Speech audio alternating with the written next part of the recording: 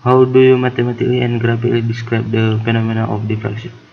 Fenomena diffraksi adalah fenomena gelombang yang terjadi saat respon gelombang terhadap halangan yang berada pada arah rambatnya. Pada gelombang cahaya, diffraksi adalah istilah yang digunakan untuk menjelaskan respon cahaya dengan sinar yang melengkung mengitari halangan kecil pada arah rambatannya dan radiasi gelombang yang menyebar keluar dari sebuah celah kecil. Dapat diceritakan dengan perokiran rumus matematis dari intensitas yang memiliki nilai maksimum dan minimum. Itu adalah gambar dari osilator yang memiliki amplitudo yang sama tetapi memiliki beda fase yang berbeda. Dari hubungan radius dan amplitudo secara geometris dapat berumus intensitas. Secara grafis, fenomena diffraksi diwakili dengan grafis intensitas yang terdiri dari pola maksimum dan nilai minimum intensitasnya. How do you use the concept of refractive index to explain the phenomenon of dispersion and absorption?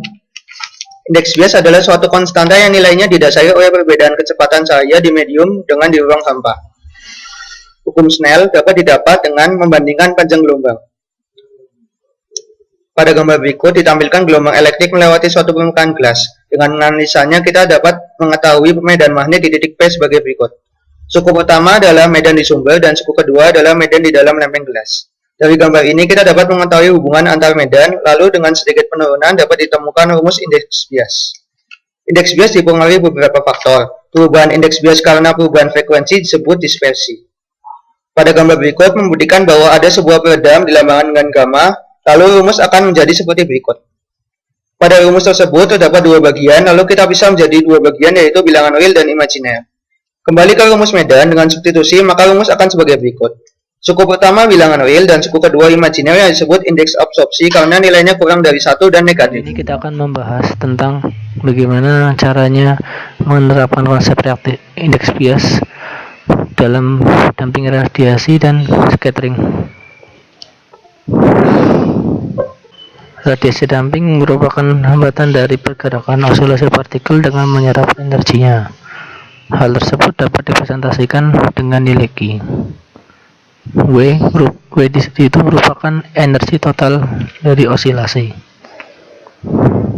Berikut ini adalah penjabaran nilai Q-nya. Reflex scattering dapat terjadi ketika cahaya menabrak suatu partikel lainnya dan cahaya tersebut kemudian terhambur. X tersebut merupakan seperti amplitudo dan P tersebut seperti daya hamburan. Theta S merupakan luasan area hasil hamburan. Berikut ini penjelasan mengenai frekuensi yang mempengaruhi besaran indeks bias.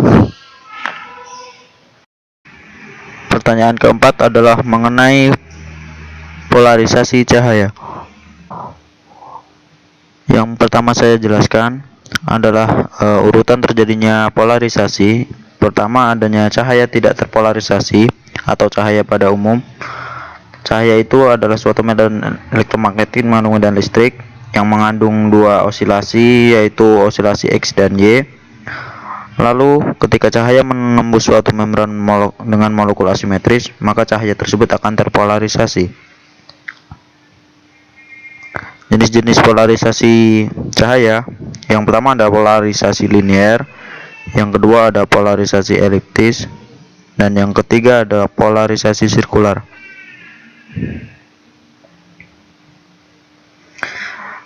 Salah satu polarisasi adalah polarisasi pada refleksi, yang pada kejadian ini dijelaskan oleh formula Fresnel.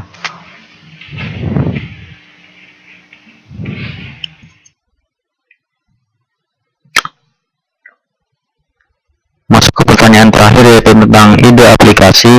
Ide aplikasi ilmu optika yang kami dapat adalah, yaitu kami akan membuat sebuah alat, di mana alat itu kami beri nama LNOLED, yang berarti lamp no electricity atau lampu tanpa listrik.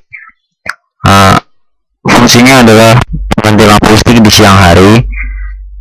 Manfaatnya adalah untuk menghemat energi listrik. Jadi Dan ilustrasi alatnya adalah ini lens tersusun dari lensa cembung untuk menerima cahaya, lalu susun mentabung untuk meluruskan cahaya, dan sebuah lensa Fresnel untuk menyebarkan cahaya.